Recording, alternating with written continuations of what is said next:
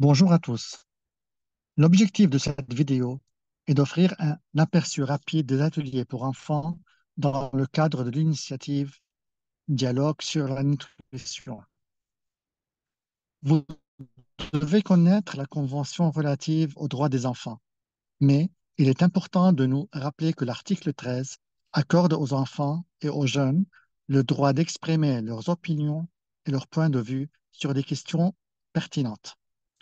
L'article 12 établit l'obligation de prendre en compte les points de vue des enfants dans la prise de décision.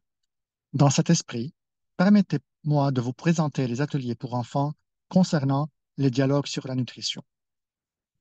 Les ateliers pour enfants visent à recueillir les points de vue des enfants sur la nutrition et la santé, qui seront partagés lors du sommet mondial sur la nutrition pour la croissance en mars 2025. Les ateliers pour enfants sont des rencontres informelles de 90 minutes pour échanger leurs idées et leurs inspirations. Il ne s'agit pas d'une discussion de groupe, mais d'un dialogue. Les ateliers sont conçus pour accueillir une vingtaine d'enfants et de jeunes de 12 à 18 ans, où ils peuvent se rencontrer, discuter et réfléchir sur la nutrition dans leur communauté. Les ateliers peuvent être organisés par un adulte, mais peuvent également être animés par un enfant ou un jeune.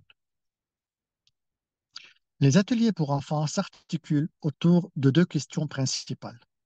La première est: quelle est l'appréciation ou la compréhension des enfants par rapport à une bonne alimentation?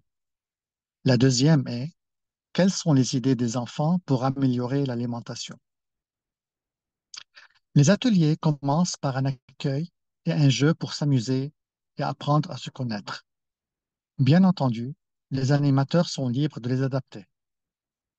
Ensuite, nous avons la première partie de l'atelier qui vise à décortiquer la première question sur les points de vue ou la compréhension des enfants par rapport à une bonne alimentation.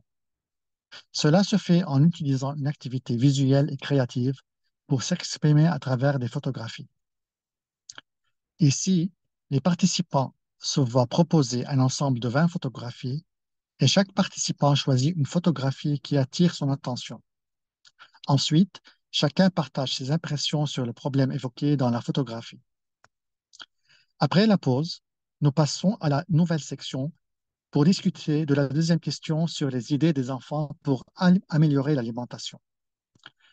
Nous suggérons de faire un collage comme tableau de souris.